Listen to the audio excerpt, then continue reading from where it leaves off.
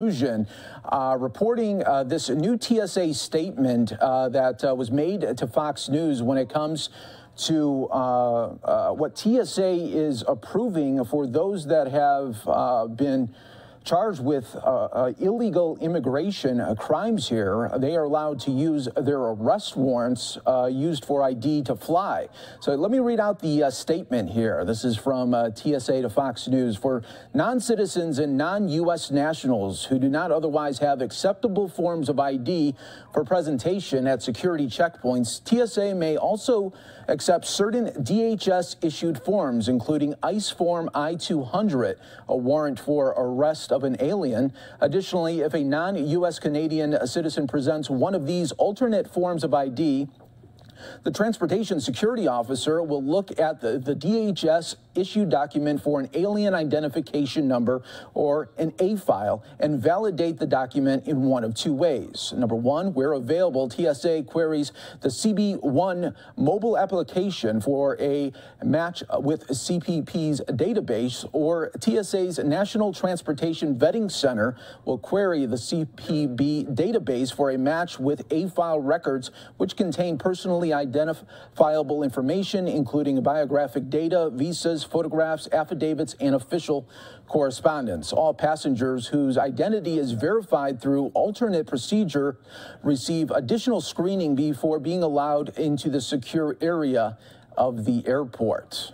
Based on the totality of documentation provided in attempts to verify an airline traveler's identity, the TSA Federal Security Director at the airport may deny the prospective passenger access to the sterile area. Again, that is a TSA statement to Fox News, and Bill Malhusian was tweeting that out earlier today. I also want to just read out some of the correspondence that TSA wrote a letter replying back to a congressman from Texas here.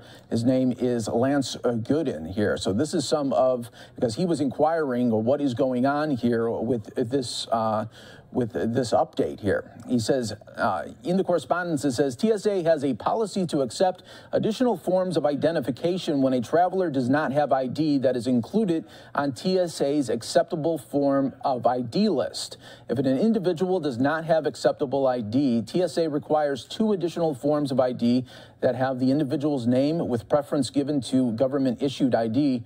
One of those two forms may have the individual's name and identifying information such as a photo, address, phone number, social security number, or date of birth. These individuals receive additional screening as described in the TSA's checkpoint and specialized screening standard operating procedure. Additionally, in coordination with the Department of Homeland Security counterparts, TSA established a process where it will accept certain DHS-issued forms for non-citizens and non-U.S. nationals who do not otherwise have acceptable forms of ID for presentation at security checkpoints.